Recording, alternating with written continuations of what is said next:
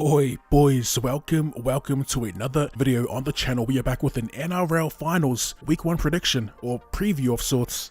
Now let me preface this by saying this won't be a deep dive, stat breakdown or analytical breakdown. We operate on vibe around here and we have a diploma in armchair analysis.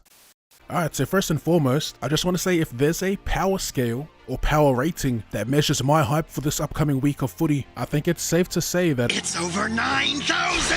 No, but joking aside, regardless of if my team made the 8s, if you're curious to know, I do support the Broncos, who did play like some donkeys this past month. I'm still plenty excited for finals.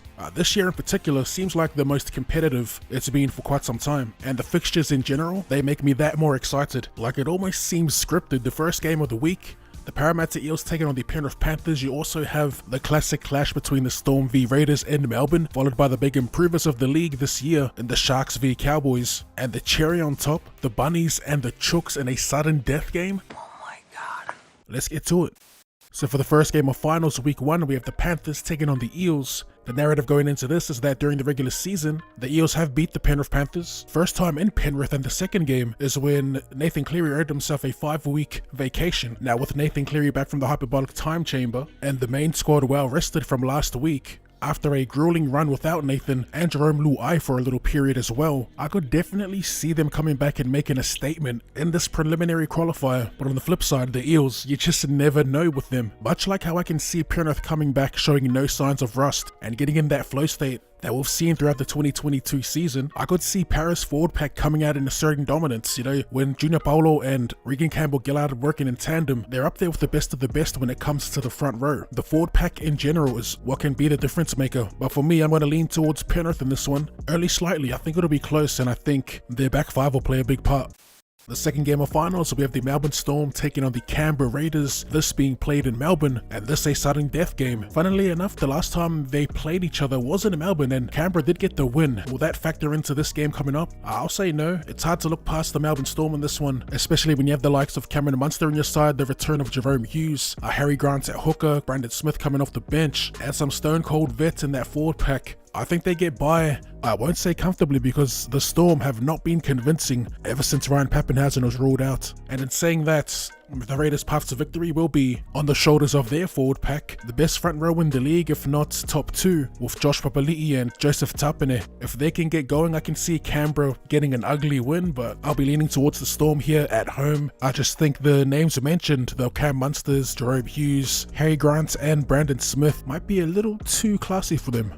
For the second preliminary qualifier, we have two coaches on debut in finals footy. Craig Fitzgibbon and his Cronulla Sharks taking on Todd Payton and his North Queensland Cowboys. It's a home game for the Sharks. Both these teams, would you say overperforming? The Cowboys definitely. But yeah, there are plenty of questions surrounding the Sharks and Fitzgibbon, and I think it's safe to say that he is definitely the real deal. As for the game itself, it's hard for me to look past the Sharks at home. From memory, both these teams haven't looked the greatest when playing against other top 8 teams. And the last time they played each other, the Cowboys did fall at home. But to be fair, they were missing a few players due to injury, Ruben Cotter, and the others were from Origin. But yeah, the more I think about it, I might actually take the Cowboys in this one. They'll be at full strength. They've got Val Holmes, they've got Ruben Cotter, Nanai in the back row, they've got Tom Dearden back from an injury who did get to warm up in last week's game. So I'll take the underdogs here.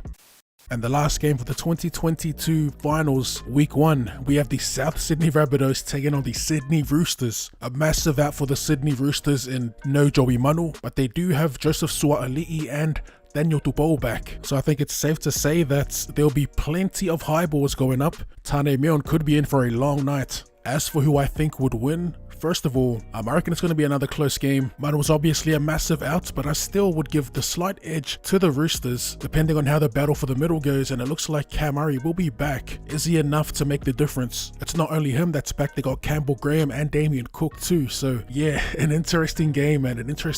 I was leaning towards the Chooks, but seeing that Cook is back, seeing that Murray's coming back from that head knock, and based off the somewhat quiet nights from their playmakers in Trell and Walker, I'm going to go ahead and take the Bunnies here in a close one. Not confident at all, but we'll take the Bunnies. And that about wraps up my picks for week 1 of finals 2022. Probably some odd picks for most, no pun intended. But yeah, it is what it is. As always, let me know your thoughts in the comment section down below. Share your picks for week 1 of finals. And if you enjoyed that and would like to see more rugby league related content or more content in general, be sure to find hit that like button, subscribe to the channel if you're new. Thanks for tuning in, and I'll see you later.